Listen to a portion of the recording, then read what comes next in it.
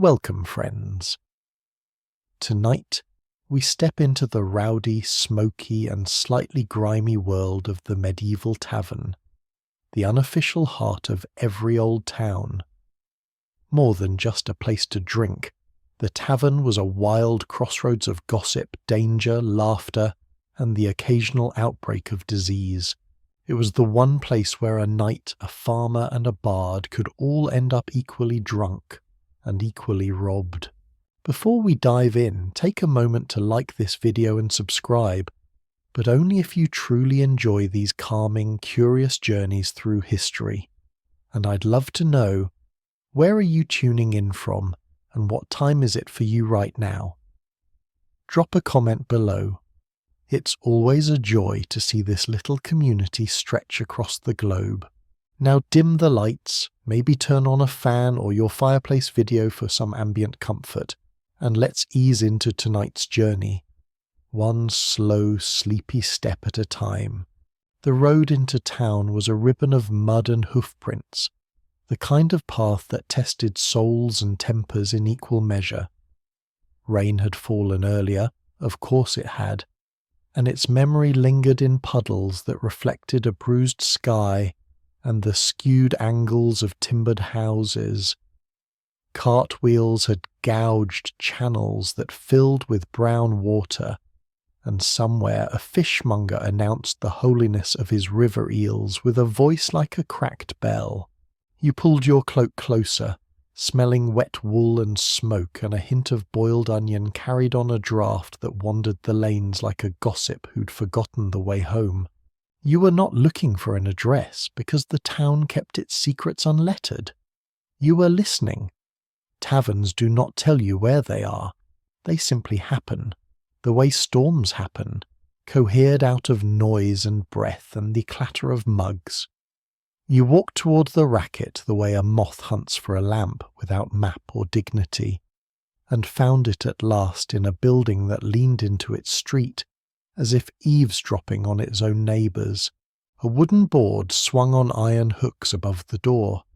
It bore a painting that might have been a barrel or a bear, or an argument between the two that ended in a truce and some spilled beer. The step before the door was slick with ale and time. The door itself, iron-strapped and heavy, objected to your push with a long complaint that would have made a fine song if anyone had the breath to hold the note. Heat and smell hit you together. They were twins. The heat and the smell, inseparable, noisy, delighted with one another. Smoke, sweat, damp cloth, old beer, roasting mystery and dog, all in a chorus. Your eyes learned the room slowly, the way a hand learns the shape of a stone in the dark. The ceiling was low enough to be personal, threaded with rafters that had collected a century of soot. Candles were stationed around the room in puddles of their own wasted wax, casting a light that wasn't so much illumination as permission. Permission for everything to be vaguer and therefore kinder. Tables sprawled as if a great hand had tossed them here in a hurry and forgot to make them even. Benches remembered every argument as knife scars and initials. The floor was not metaphorically a mess.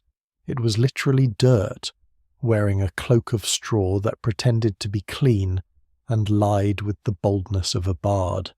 There were no private corners because the concept of privacy here was as foreign as a fork.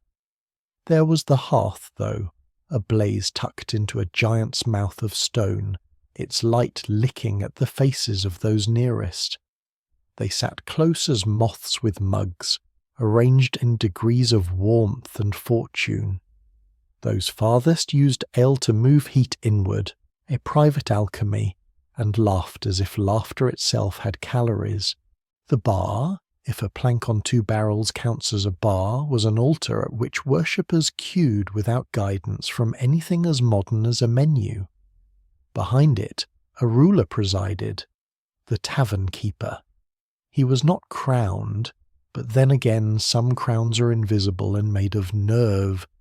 His apron had learned to stand up by itself. His arms were like the trunks of oaks that had been told a joke they did not find funny.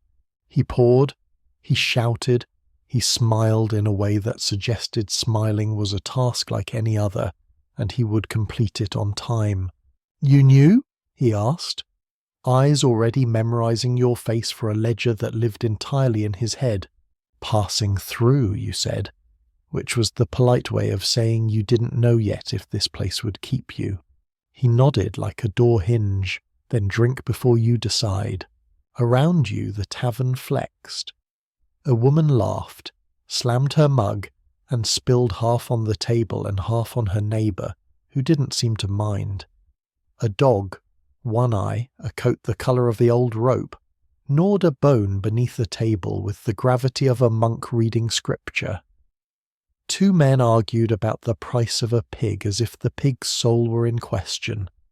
A bard tuned, detuned, and retuned a lute, finding a chord he loved and then immediately losing it, like grace. You found a seat on a bench that wobbled like a boat, because here furniture had ambitions. The wood was damp, the damp had opinions.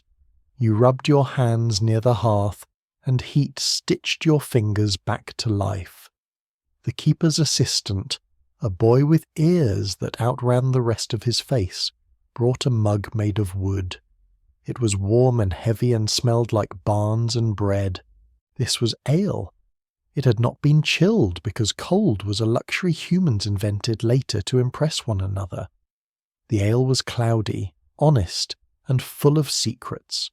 Stray flecks of grain, a hint of yesterday's yeast, the ghost of someone's moustache. You lifted, sniffed, and drank, and the drink told you that the day had been hard, but you had been harder. "You'll want food," the boy said, standing on one foot like information was a balance exercise. "Pottage today with optimism." "Optimism," you said. "Turnip," he clarified, and left to fetch it. Pottage is not a dish as much as a population. The pot was older than some families. Into it went what the day offered and what yesterday had forgotten to finish. Barley thickened it into an edible certainty. Shreds of greens, a coin of carrot, a friend of a pigeon, a confession of onion, and there you were, holding a bowl that contained Monday and Tuesday in equal measure. You spooned it with the spoon provided by your own hand, because you knew better than to ask a place like this for cutlery. As the taste landed, the room arranged itself in meaningful ways. People became characters, and characters became neighbours. Alcohol has many offices, but in a tavern its chief duty is to make the swing from stranger to familiar seem like a natural law. The table to your left hosted a farmer who measured his stories in ale levels. He could tell you exactly how much rain fell last week by comparing it to the way his favourite cow blinked. Beyond him, a soldier with a scar that told a better story than he did set his cup down and swore there had been a dragon involved in his last campaign. In the far corner, a hooded traveller watched everyone like a librarian watches silence. Gambling bloomed as easily as mould. Dice knocked into tankards and skittered under a boot, recovered with laughter and a new rule nobody remembered inventing. Cards slightly larger than your hand danced with handkerchiefs and accusations. The stakes were small until they weren't. Coins, a loaf, a kiss given or refused, the right to sleep closer to the fire.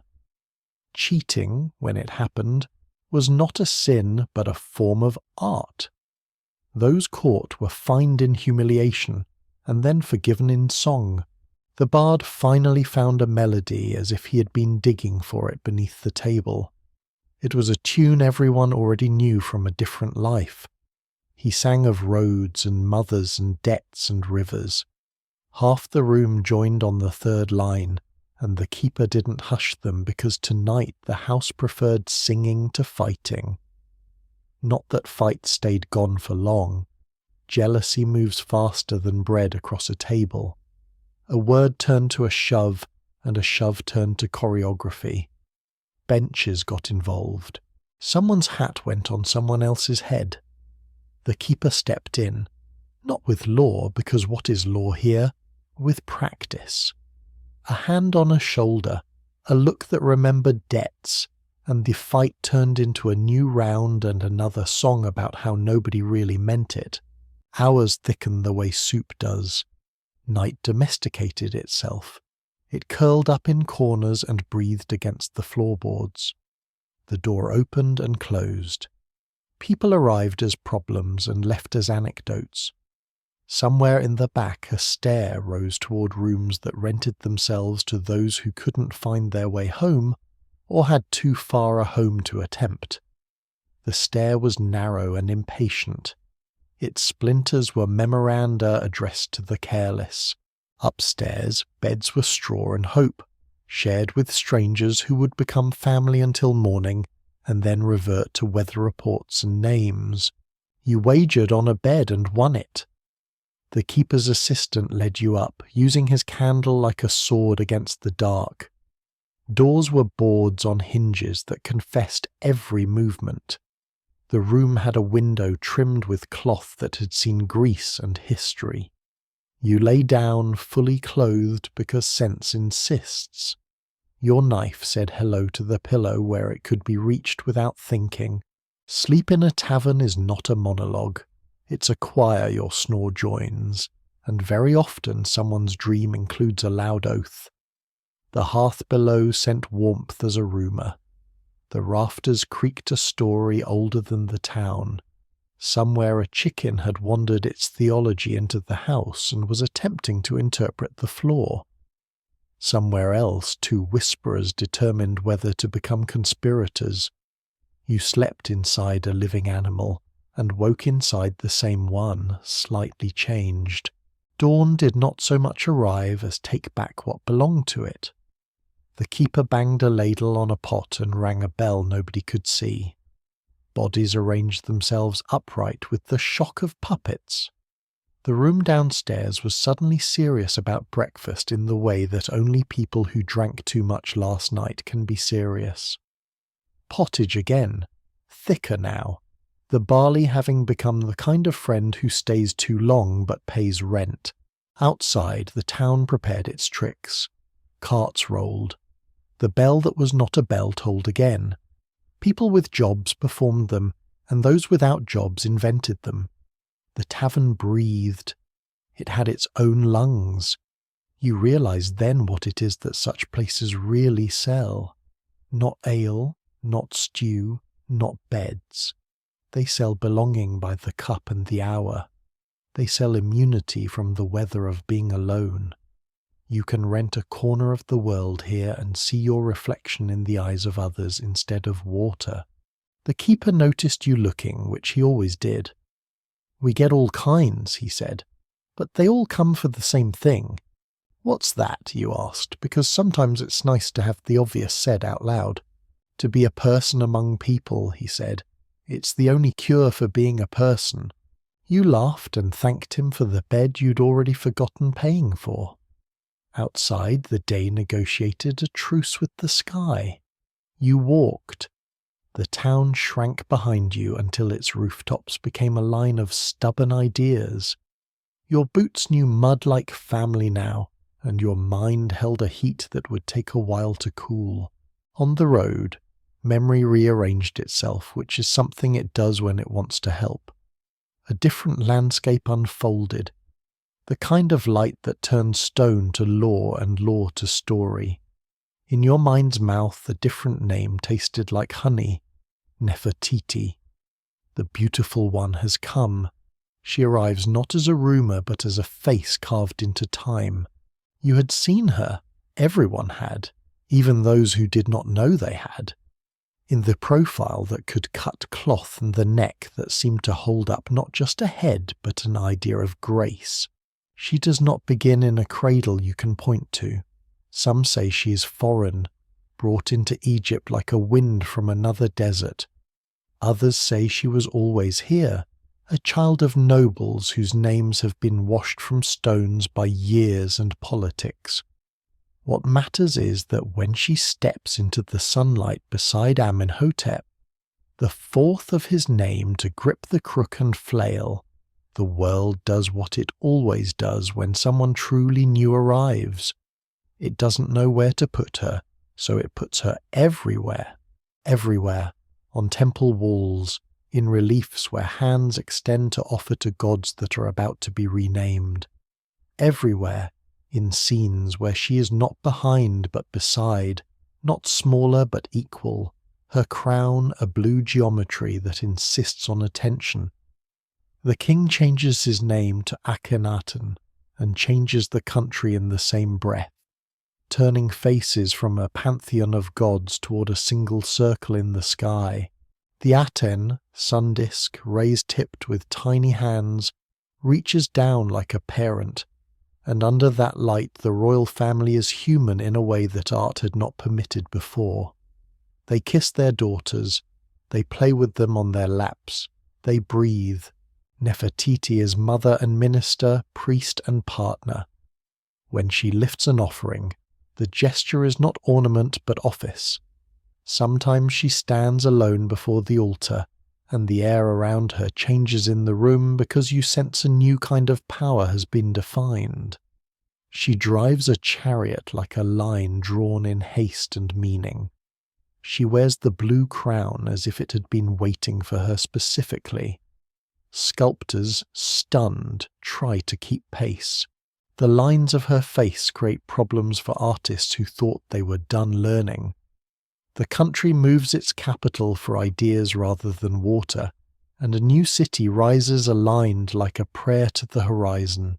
Amarna, a place invented like a sentence starting with a capital letter. Houses spread in a grammar of faith. The Atene's rays spill across courtyards where offerings smoke and children laugh, and the old temples of Amun know they are being divorced without a conversation. The priests glower inside their quiet. Nefertiti smiles like an answer to a question nobody dares speak. Power changes shape slowly and then all at once, and she is there at the hinge. But hinges bear weight, and weight leaves marks. You can follow the public record of her as far as the 12th year of Akhenaten's reign, and then the line fades like chalk in rain. Perhaps she died.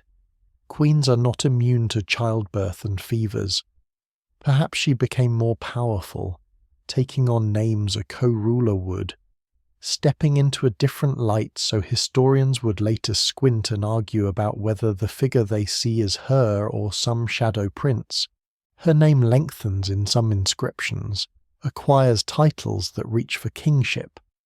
A queen becomes a question, and the question refuses a period. The boy king arrives like a rescue or a rebuke depending on whom you ask. Tutankhaten, then Tutankhamun, is a child with a crown that could break his neck if not for hands steadying it from behind him. He turns the country's face back to old gods, and walls once defaced are mended with chisels that pretend time is kind. A courtier named A moves like someone who knows where the rooms are. Generals remember favours owed in both directions. Somewhere, perhaps, a woman with a blue crown and a memory like a ledger watches the child and decides which paths will not kill him. The city named for the sun softens and is folded back into desert. The rays retract their little hands.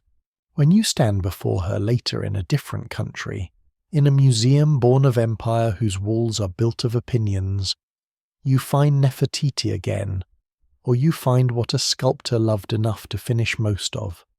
Painted limestone, an eye complete, the other paused as if beauty itself blinked. She looks through you, and then past you, and then into a future she is already tired of, because it will only ever ask her the same questions. Who were you? How much of the throne was yours? Where is your body? The thing about images is that they keep people alive longer than funerary texts. The bus does not answer debates, it escalates them. Egypt calls out to have her home again. Germany hesitates, argues paper, smiles a legal smile. Meanwhile, schoolchildren absorb a silhouette and suppose history is settled. She becomes a symbol of power that refuses to explain itself. She's an argument that never ends and a poem that doesn't need to. The road goes on because it always does, and memory is greedy for landscapes. You can move from stone to water without lifting your feet. Terraces appear, bright as scales in spring, rice paddies stepping down a mountain as if a dragon had decided to recline and let farmers plant the length of its spine. The air is wet in a different way than the taverns. It's clean with work, edged with the scent of soil just turned and held in an ancient hand. The slopes cut themselves into order and allow people to eat. This is the kind of engineering that does not need writing because it writes itself in rice. They carved these steps with tools that could not intimidate a modern child. Stone and wood, shoulders and time. The Zhuang and Yao people arranged water with the patience of a century and the precision of a musician. Gravity cooperates if you speak to it in channels and gates. A ditch whispers to the next, and the whole mountain learns the shape of wet. In spring, the fields are full of sky. Water fills each terrace until stars can look down at themselves without vanity. Children run along the edges and learn balance by obliging necessity. Frogs officiate. In summer, the fields become a green that seems to invent the word. Wind strokes the grain in one direction, and then the reverse until the mountain looks like it is breathing. Autumn gold arrives and moves, a river of colour pouring downhill into baskets, threshed in rhythms older than border disputes. Winter takes the land back for a while and lays a thin white on it, a reminder that everything must rest. Villages are made of timber taught to stand on their toes, stilt houses that store wisdom below and laughter above. Fire takes its time for cooking. Tea remembers leaves recently and then more distantly. A grandmother combs hair that has grown long as gossip, ties it with a scarf the colour of legend, tells a story of a dragon who will sleep until shouted at, and why no one shouts in the fields. You nod because silence is a tool too. People come to look. They arrive with cameras that can trap a sunset for decades and with shoes unprepared for honesty. The terraces endure because the people who tend them let the visitors look and then go. The work cannot be replaced by any looking. Each day someone's hand opens a gate to allow a trickle, and closes it before the trickle becomes a flood. Each season somebody climbs and descends until climbing and descending are their dialect, and their knees remember every stone. If there is a lesson that ties a tavern to a queen to a mountain of rice, it is this. Human beings make rooms out of whatever the world hands them. Smoke and straw, sun and names, water and angles, and that they live in those rooms as if living were a craft, which of course it is. You keep walking. Stories accumulate as if attracted to you by a charge. Another story waits where land meets water, and those who like to argue meet those who like to look. There is talk. There has been talk for some time, of a guardian that the desert half remembers. A form in the ground that looks too symmetrical to be an accident, too patient to be merely geology. Near the place where the great lion with the human face watches a horizon he has watched longer than kings, there is said to be another shape, lower, wetter, less eager to be known. Some bring machines that ping and listen. The ground answers as ground does, elliptically. Diagrams result, and men with pens circle parts of them like they are hunting with ink. Water has done too much to stone here to make anyone certain of anything. The argument gets old because age harms certainty first.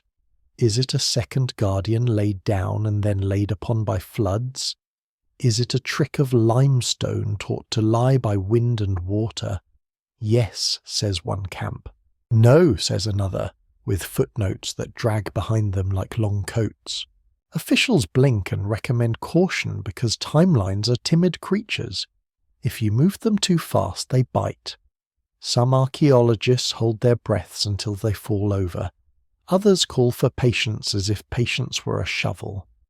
The truth stands there, stone-faced, and waits to be afforded the dignity of being complicated.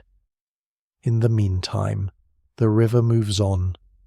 The desert receives the sun each day as if it had never done so before. You stand at the edge of rumour and think about guardians who do not need to be seen to do their work. It is late again without a clock saying so. You have come a distance without leaving your chair. The tavern door is still where you left it, and the keeper is pouring for someone else now, and the boy who balanced information is taller but still a boy. Nefertiti is exactly as she was, which is the privilege of art and the punishment of fame. The terraces fill with stars whenever they can. The guardian, if he is there, is not insulted by your uncertainty. What is common to all of it is the warmth of people in a room trying to be less alone, whether that room is built of timber and ale, stone and sunlight, or earth and water. The details change the way a song changes when a new voice joins in. The melody remains. You too are part of this melody. You have paid for your cup of belonging and stayed long enough to refill it with stories. When you finally stand, it is with the ache that means you were truly seated. You step back into a night that has learned your name. Somewhere, someone is singing an old tune that just learned a new verse. Somewhere else, a child balances on a terrace edge and laughs because balance is a trick you never finish learning. In a hall far away, a woman of stone refuses the insult of being only beautiful. A desert holds its breath and then exhales sand. The world continues making rooms, and you continue walking into them, grateful for the door and the noise behind it, grateful for the heat. Tomorrow you will begin again somewhere else, as we all do. The road will be muddy or it will be dust, and either way it will lead to people. And when the door opens and the smell hits you and the noise lifts, you will remember that life is mostly this: finding your way to a room and being a person among people for a while, before the road calls you, and the next story lays a hand on your shoulder like an old friend. You do not leave the tavern entirely, not in the way that leaving erases. Part of you lives under its rafters now, nodding at jokes you haven't heard yet, cupping your hand around a mug that has your fingerprints but not your name. The keeper's law abides. No blades out, no debts denied, no slander of the stew unless you can cook better. The boy with the eager ears grows into his hands and begins to carry 2 jugs at once. The one-eyed dog becomes a constable, patrolling dropped bones and misunderstandings with the even justice of appetite. The tavern has rituals you didn't witness on your first day because rituals don't reveal themselves to strangers. There is the way a new barrel is opened, not with triumph, but with respect. The bung knocked loose by someone who has earned the right to spill the first cup. There is the way the same song always begins after the second round, not because anyone orders it, but because tradition acts faster than memory. There is the way the keeper lowers his voice to ask after an absent regular, and then raises it to declare that the absent one is ill but mending, or working, or gone without farewell. Each answer pulls the room's shoulders in a different direction. An old woman comes on market days with a basket of herbs and a gaze that can read a bruise. She sits near the hearth and trades leaves for coins and rumours. She remembers when the chimney choked on a crow, and the roof almost learned to be a floor. She remembers when a soldier slept with his boots off and woke without them, and the keeper levied a tax of laughter on the entire house, until the thief returned the boots with an apology, a bow, and a promise to cheat at dice more subtly. Sometimes a travelling troupe arrives, their wagon barely a wagon anymore, their costumes mended with thread and will. They unfold a stage from the back like a map to wonders, and the room, already theatre, becomes theatre of a different name. Actors play kings who do not deserve crowns, and fools who do, and lovers who exchange promises with the seriousness of accountants. The keeper watches with his arms crossed, his mouth pretending not to smile, and at the end he buys them around and asks whether their dragon needs a new roar. His dog volunteers. On cold evenings, when the wind tests the door for weakness and finds none, stories are told that nobody believes and therefore everyone listens to. A fisherman claims he saw lights beneath the river that moved with intention.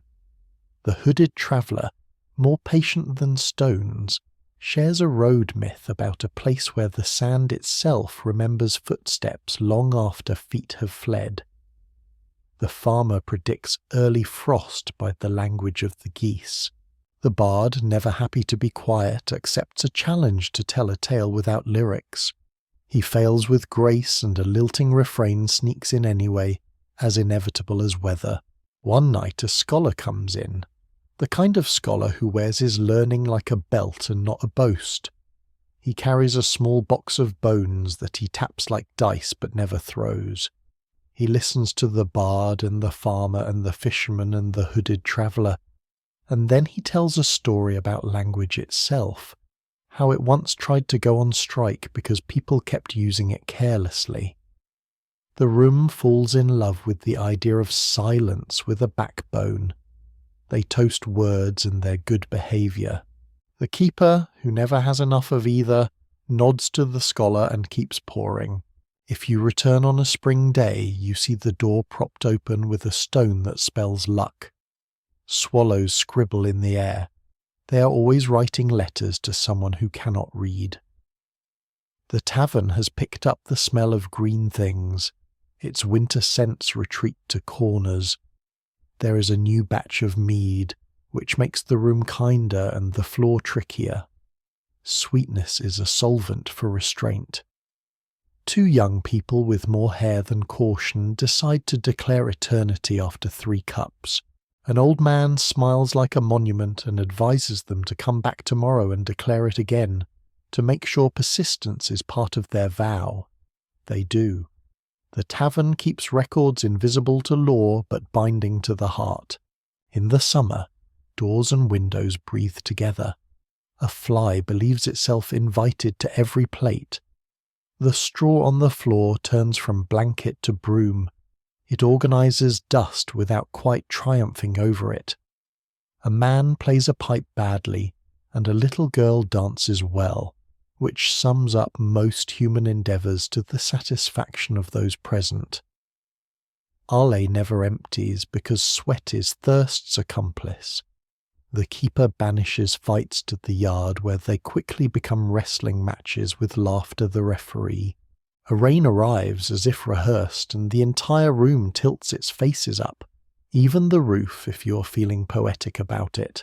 Autumn swings a cloak over the town and everything smells like wood. The tavern stores apples somewhere you can't point to but can inhale. Cider appears in mugs that have known ale and find cider a new friend who is also a cousin. Stories take on longer shadows. People remember and pretend they aren't. People plan and pretend they haven't. The tavern at harvest is a church of effort rewarded. The keeper thanks the barrel. The barrel, if you listen closely, thanks him back. Winter does not invade. It sits. It sits in joints and windows and behind teeth.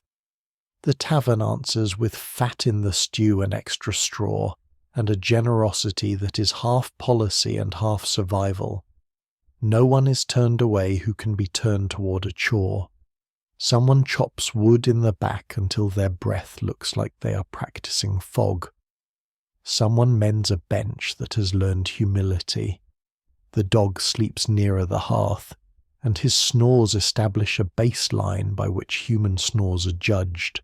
The bard tells stories set in warmer seasons and somehow convinces the room it is already there. The tavern teaches you a secret you already knew. Roofs matter, but what matters more is what they shelter. A room is just a room until the first laugh, the first song, the first honest sorrow. Then it becomes a place, and the map must acknowledge it. Elsewhere, under a sun that makes shadow rule-bound, a woman stands in a palace courtyard and holds the gaze of a god made geometry. The Ateen's hands reach with light for the offering she lifts. The priests whisper that light without a face cannot listen. She smiles at the sky and proves them wrong. She has 6 daughters, and each one is a petal on a flower drawn in limestone, each hand raised in games and prayers. The king beside her changes customs with the appetite of a hungry river. He closes doors that used to open to a moon and opens windows to air. He orders artists to tell the truth, or at least a new kind of truth, where bellies and chins and kisses are not edited out for dignity. Art obeys, which is to say artists argue with new rules and then fall in love with them. Reliefs show the royal family as a family, a dangerous honesty in a culture that understood distance as divinity. The people look at these images and see something strange. Rulers who are not marble but flesh. This is its own kind of theology. A queen who can hold a child and a scepter at the same time teaches more about power than any hymn. Nefertiti learns the angles of the new city the way a singer learns an aria. She walks the courtyards designed to greet dawn as if greeting dawn is an occupation. Workers call out as she passes. They do not bow so much as adjust. Her blue crown moves like a deep lake among warm stones. She is both symbol and instrument. She receives foreign envoys whose tongues have learned Egyptian curses but cannot yet praise. She makes them comfortable anyway, and they leave carrying more sunlight than they arrived with, which is a trick that keeps empires from becoming wars. There are days when the palace is an orchestra and she conducts it. Granaries count themselves. Stonemasons recommit their thumbs. Scribes make birds with their pens that land neatly where they should. Musicians practice a hymn that lines up devotion with light so well that even skeptics hum it later and do not notice. The queen keeps track of it without counting, as if governance were a choreography she could feel in her knees. And there are nights when the palace is a single room, their room, and the family sits cross-legged around a platter that smells like cumin and lamb. The king tells a story where he is not the hero. The daughters argue about whose doll has the nicer wig. The queen laughs, which is a soft instrument that can quiet a storm. Outside, the city, brand new and tired, dreams of being old. If you look for her later in inscriptions, you find her, and then you lose her, the way you lose a bird in a pattern of leaves. Names change, and names are power in a place where names are written as if they were people. She might be a co-ruler behind a new name. She might be a mother in mourning behind a closed door. She might be an absence too heavy to lift. The desert is generous with sand but stingy with answers. Archaeologists will argue with kindness and occasionally without it. They will trace the edge of a cartouche with a finger and pray for courage. If this bothers you, go look at her face again, the one that survived, because stone sometimes becomes stubborn on our behalf. The curve of her cheek knows something you don't and is patient about telling you. Her mouth is a lesson in withholding. Beauty here is not the water, it is the cup. It lets you drink what you brought: admiration, critique, longing, questions, and it does not spill. Turn from stone to water again. A farmer stands with bare feet on a terrace wall considered by the uninitiated to be a path and by the initiated to be a promise. He tests the mud with his toes, a musician checking a drum. He opens a small gate and water slips forward like an apology. A dragon is asleep under this mountain. That is what the elders say, and if you walk gently it continues sleeping. If you stomp, it stirs, and storms come early. No one thinks this is literally true, which is how you know it is important. The terraces are a mirror that breaks without shattering. Each step holds sky. Each step passes water to the next like an oath. Together they make a discipline. You cannot skip steps and expect to eat. You cannot take too much and expect to have neighbours. The mountain designed by patience welcomes people the same way a tavern does, by allowing noise inside rules. Festivals arrive like songs, not like laws. Red cloth becomes a language all its own. Women with hair like rivers coil it and pin it and unpin it in rituals that remind you hair is time you can touch. Men beat drums that have learned thunder from listening carefully. Children race the path that snakes between fields, their shouts bouncing off the water's surface, doubling as if the dragon were trying to laugh along and only half remembering how. In the evening the fields are lanterns. Fireflies vote yes in numbers. Tea cools to a temperature that admits truth. A guest asks how old the terraces are, and a grandmother answers with the name of a man who died before his grandfather was born and then shrugs. Age here is not a number, it is a habit. The habit is survival with grace. When tourists come, the people make room the way a river makes room, by moving around the obstacle without malice and without forgetting its own direction.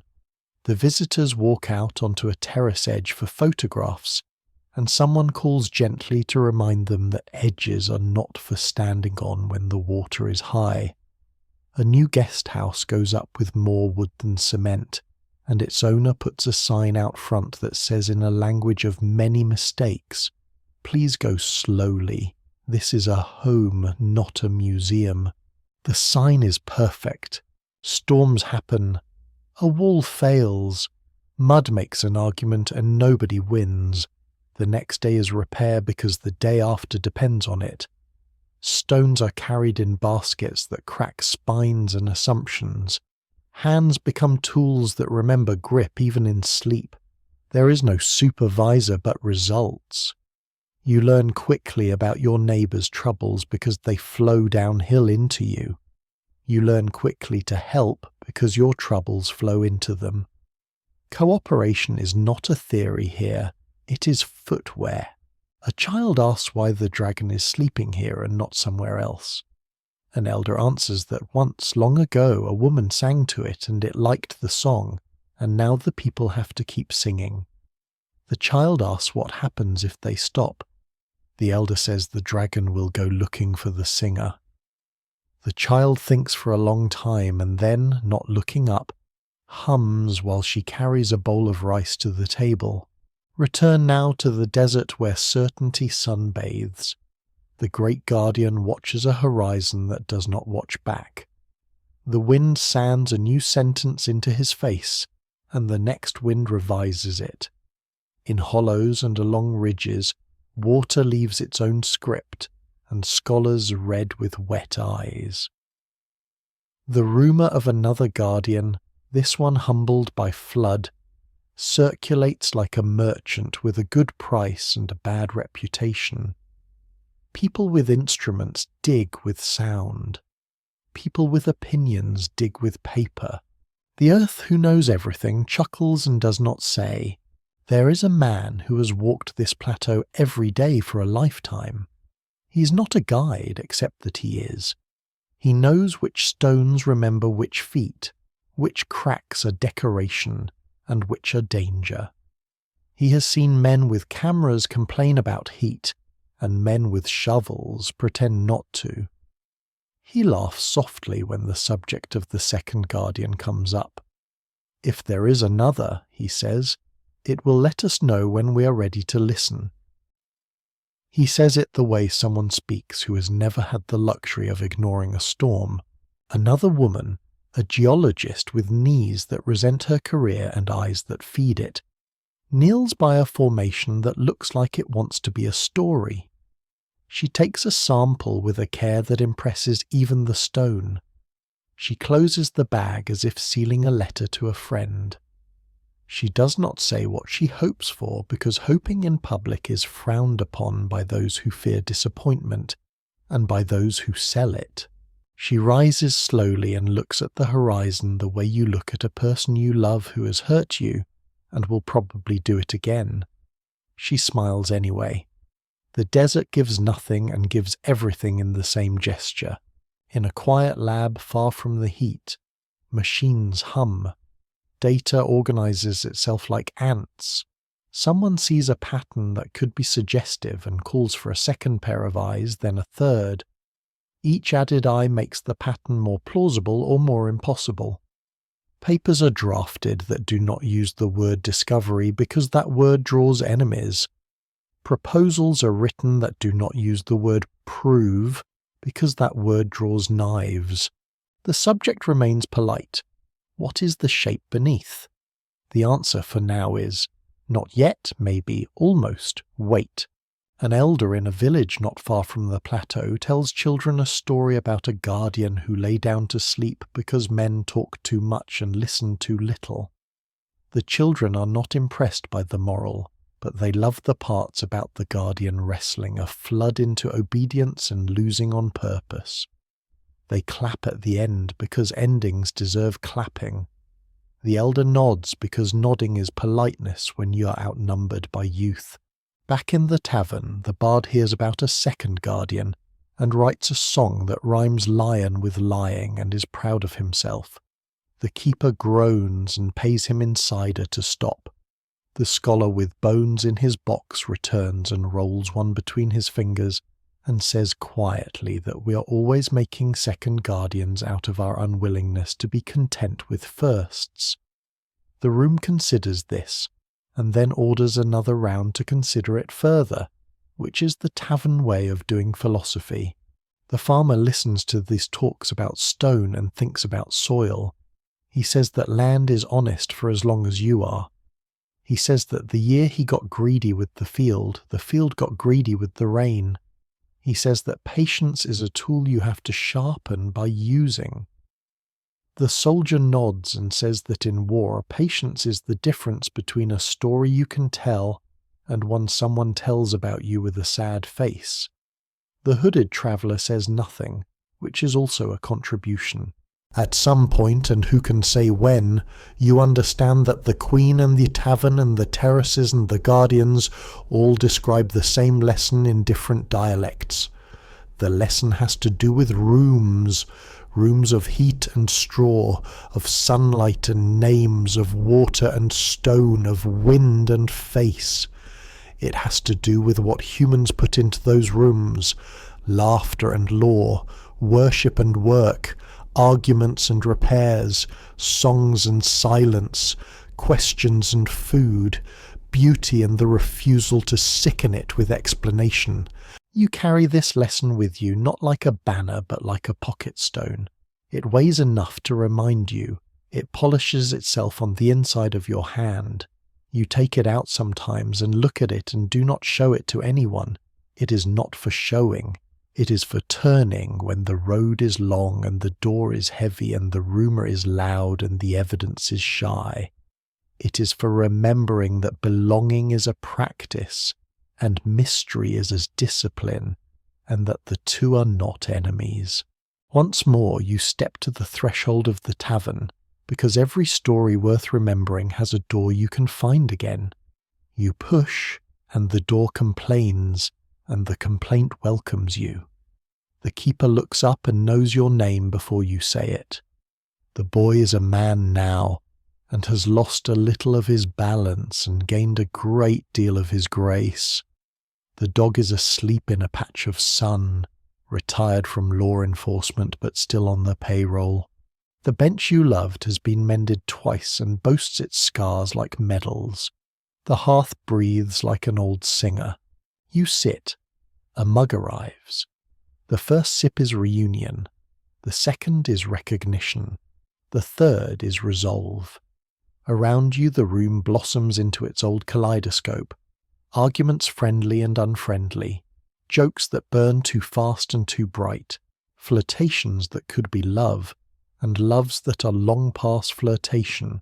Business conducted with nods and sealed with shared bread.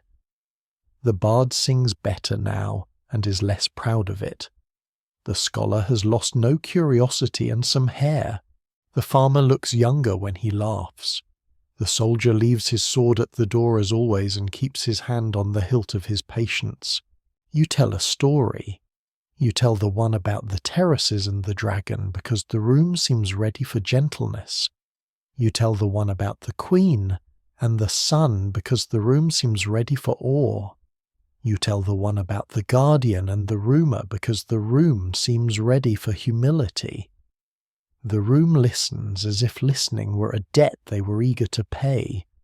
When you finish, nobody claps because clapping is for endings and this feels like the middle. The keeper nods once, a king who understands tribute. Later you walk out into a night that is easy on your eyes. The stars know what to do. Somewhere in the distance water moves from one terrace to another, and the sound is human and not at the same time. Somewhere a stone face loses a little and gains a little and keeps its watch.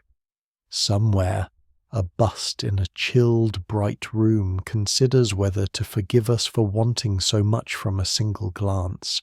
You are not alone. You never were, and the proof is in the rooms you have visited and the ones you bring with you even into empty places.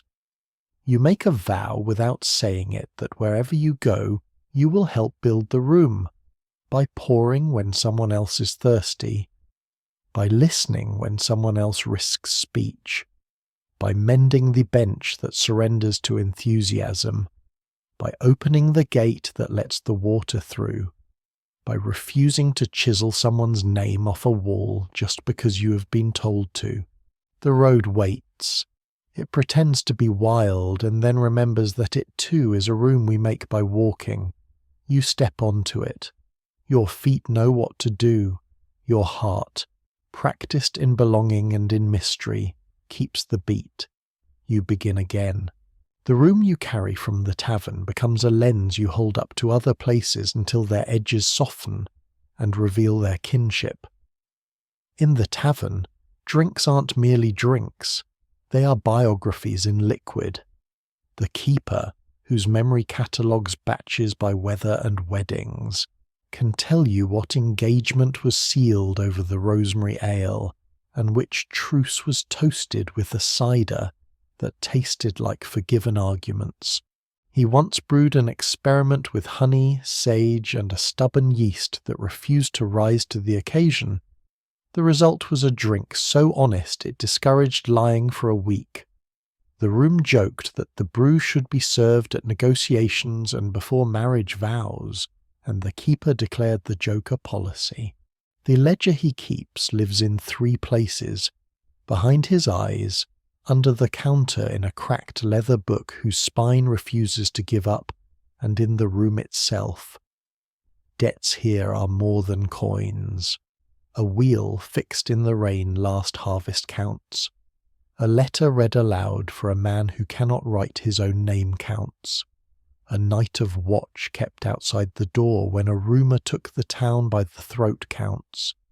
He measures and forgives in a mathematics that resembles law from a distance and mercy up close.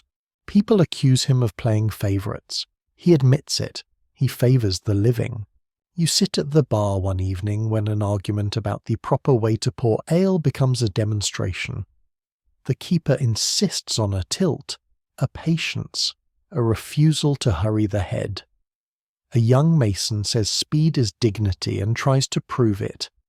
He fills a row of mugs too quickly and floods the plank.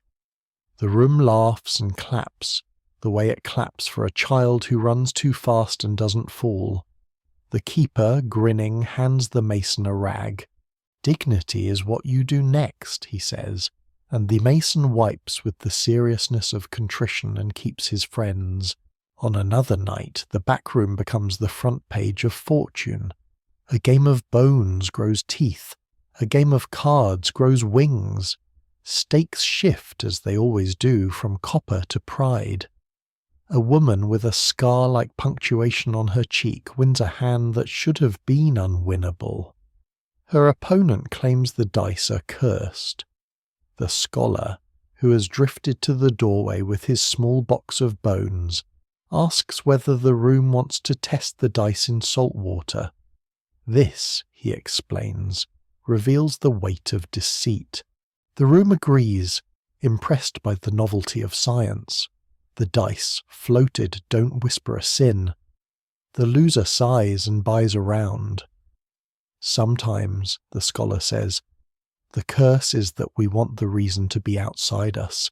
Festivals pull the tavern into the street. Someone drags the plank bar to the threshold, and the keeper becomes both host and usher, pouring for passers-by and steering feuds away from children with 2 fingers and a glance. The one-eyed dog wears a garland and tolerates it because treats come tied to flowers like apologies to crimes.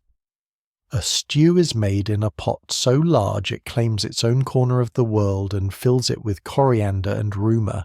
A travelling knife grinder sings while he works, and sparks write brief letters to the dusk. The bard invents a chorus everyone can learn in a breath, and repeat until their doubts are tired and sit down. If you linger by the hearth late enough, you hear the keeper's voice lower and his ledger open on matters that have nothing to do with drink. He asks the seamstress whether the widow's rent has been made easier by the new landlord. He asks the soldier whether his old commander deserves the benefit of a letter of character. He asks the hooded traveller whether he means to keep moving like a river or stop like a well. He takes answers as if they were offerings. He transforms some into action. The tavern acquires a reputation not just as a place to forget, but as a place to decide, and decisions made in its light tend to survive the night. Amana, too, is a room where decisions are made and survive, until they don't. The palace's stone remembers arguments in the way cool surfaces remember heat, faintly but insistently when touched. Nefertiti moves through these rooms in a garment that refuses to rustle, a quiet that makes people think of bread rising rather than snakes. She's briefed on canal dredging and temple offerings, and the delicate choreography of grain ships that must not arrive too early lest rot, nor too late lest revolt. She weighs the request of a sculptor for alabaster finer than the budget allows and grants it, knowing that art has its own economy and can pay debts in a currency that moves slower but endures longer. She receives a letter from a provincial governor whose name will mean nothing later and everything now. He asks for soldiers to discipline a raid on stores, which he blames on foreign malice and local laziness. She reads between his lines and hears hunger and miscalculation. She writes back, not with soldiers, but with instructions to untie the knot he has twisted. Adjust rations by household, open a granary for a week under guard, dismiss the man who miscounted the sacks, and visit the temple of the Aten with the names of those who stole and those who were driven to it both in her mouth, because prayer works better when it says more than one thing. In the sculptor's workshop, the master whose hands have learned more faces than any courtier has learned names, holds up a head in clay and says, "Here." Apprentices bring pigments mixed with ground malachite and iron rich as dried blood. A bust on a stand watches them, its finished eye cool and its unfinished twin full of questions. A trader arrives with an argument about a shipment of gypsum. The sculptor listens and then sculpts the trader's mouth without him noticing. Later, when the bus stares past crowds in a city far away from this dust, a viewer will think the mouth looks like an argument about gypsum, and they will not be wrong. When reliefs are reviewed, Nefertiti asks for truth that flatters no one but does not flatter disgrace either. "Let the bellies be bellies," she says, "so the people know we ate. Let the hands be hands, not just symbols, so they can believe we held what we say we held." A scribe, catching the phrasing, copies it at the bottom of a papyrus under a list of temple oil requirements. The line is lost to rats centuries later, but the sensibility survives in the art, which will later trouble men who liked their gods and rulers perfect and distant. A mother sees the queen pass and bows, and after she rises she tells her son that power is when you can lift your hand and the world rearranges itself. He nods and asks whether power can also be when you lift your hand and do not.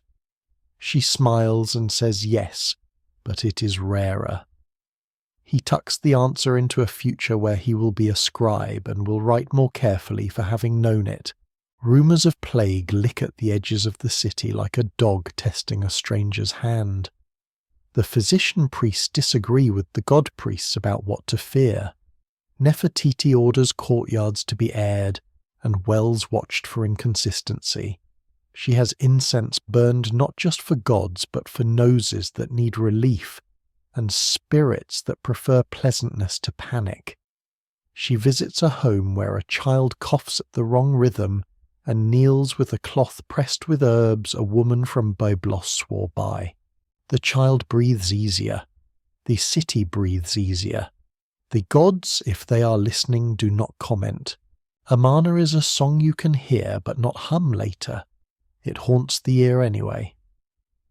When the sun slides along the palace walls, the stone looks like it is remembering a sea it never saw. In this light, Nefertiti has her portrait made again, not out of vanity but repetition, as if repeating could caution time against erasure. She gives the sculptor no special instruction, and he gives her a look that says he understands that the instruction would have been, "Do not lie." The terrace's answer lies with mud. Water marks truth so insistently that denial looks more ridiculous here than in parliaments. A council meets, not in a hall, but on a wide step under a maple. The topic is water rights because the snow was stingy and the birds were greedy. Men and women both speak. This is not generosity, this is practice. The headman proposes a slight shift in gate schedules. A woman whose wrists have hauled more than allegories points out that the lower terraces will thirst. A boy who has just begun to notice that adults do not know everything suggests borrowing water from a spring that wants to be helpful but must be coaxed. The council laughs and then does exactly that. Midges rise in clouds that make the evening look like it is freckling. Ducks are loosed in a certain order because ducks are fond of snails, and the rice is fond of ducks who are fond of snails. A scarecrow wears a better hat than the farmer who built it. Visitors ask to meet his tailor. Children race along boundaries they know better than arithmetic. The path from one step to the next is a poem in couplets. Edge, flat, edge, flat. If you go too quickly, you edit out the rhyme and the poem refuses to make sense. In kitchens, steam ties knots in the rafters. Rice lumps into solidarity and then separates under a spoon. A woman sings to the pot, not because rice has ears, but because she does, and the song wants to exist. A man carves a handle for a hoe and thinks about his father's hands and how they would approve or disapprove of his bevel. He resolves to bevel less and goes on beveling more and smiles at the small rebellions that make sons sons. Outside, frogs adjudicate disputes with the blunt wisdom of croaks. The mountain hears and passes on the verdict in the shape of this year's harvest. Tourists accumulate like a weather pattern and then pass. One of them steps where he shouldn't and slides into a wet laugh. The villagers pull him out with the same good humour they used to pull each other out last week. He apologizes in 3 languages and manages to mean it in all of them. Later, he will post a picture of a sunset and write words about timeless beauty, and the people will not read them because they will be walking the path that keeps the edges from betraying them and the water from quitting. A day of fog arrives that brings the sky down to eye level and puts halos on the goats. Work continues because work is the worship here. The dragon under the mountain is said to be most pleased on days when patience looks like pointlessness to outsiders. The elders have a proverb for it everyone knows and misquotes. The meaning holds anyway. A child asks whether the dragon likes tea. The elder says yes, of course, but only if it is poured slowly. Under different sun and over different stone, a meeting convenes that features neither tea nor patience in equal measure. Officials, scholars, engineers, and the guardians of guardianships gather at a long table that smells like new varnish and old ambition. They discuss budgets and permits, and the moral permissions that sometimes precede legal ones. Someone speaks passionately about the danger of disturbing a site before understanding its hydrology. Someone else speaks about the danger of leaving questions unanswered in a world that has learned to measure value in answers. The table listens and fails to agree. The minutes of the meeting are immaculate and bloodless. The dust outside is neither. Small teams return to the plateau with devices that hum and flash and draw. They place flags like punctuation in a text the earth is writing too slowly for the impatient. A vibration tickles the rock, and the rock answers with a murmur. The murmur becomes a line on a screen that nobody fully trusts. The geologist with uncooperative knees crouches anyway. She finds a shard of pottery where there should be none and does not announce it. She holds it in her palm until it feels like it has always belonged there, and then puts it where it can be found with ceremony instead of accident. Later, a paper will have a footnote that looks like a pebble and is actually a mountain. A rumour moves faster than a grant. Before the officials are ready to say what they think, a man with a drone uploads a video that declares discovery with a certainty that only camera angles can provide. The world does what it does when fed a mystery. It swallows and then asks for more. The guardians of the site sigh and lock gates and unlock them.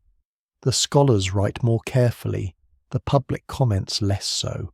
In a tavern far away, the bard adds a stanza about airborne archaeologists, and the keeper threatens him gently with employment in the kitchen. A priest from a nearby temple walks the plateau at dawn, unable to sleep because his god is tired of being asked for proofs.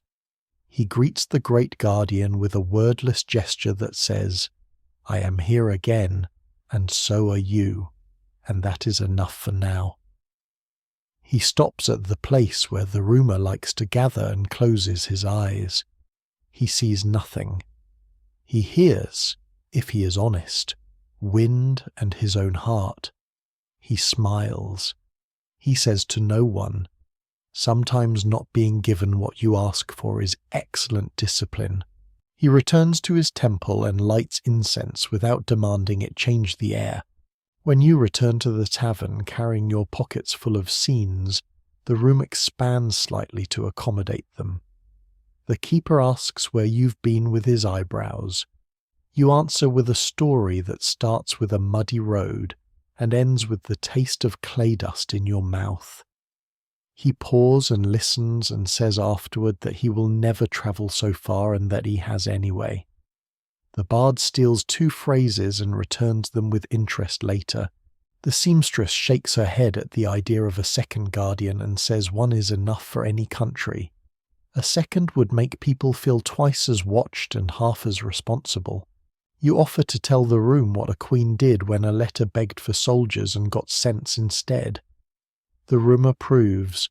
You offer to tell it how a terrace can be a courtroom and a classroom and a kitchen, and a prayer all in one stone step. The room approves. You offer to tell it how a scientist petted a rock with a machine and called it listening, and the room laughs and then nods, because what is a stethoscope but a way to listen to a person's rock? Days spool out in the tavern's rhythm. The dog grants an interview to a child who is convinced he understands human language but chooses not to use it. The child publishes findings in the form of a chalk drawing on the wall that the keeper pretends to scold and then preserves by accident with a shelf. A travelling potter barters bowls that fit the hand like a verdict. A storm shears through and peels shingles off the roof. The townspeople gather like stitches and sew the sky back with cedar and rope. The keeper feeds the crew in shifts until they glow with achieved hunger and satisfaction. At closing, the keeper cleans with the care of a man who knows that soap and water and rags are a sacrament. He polishes the plank and pauses with his hand open on the wood, as if listening to it tell him what he already knows. Where to place the first cup tomorrow, which board will need attention after the thaw, which nail has ideas about independence.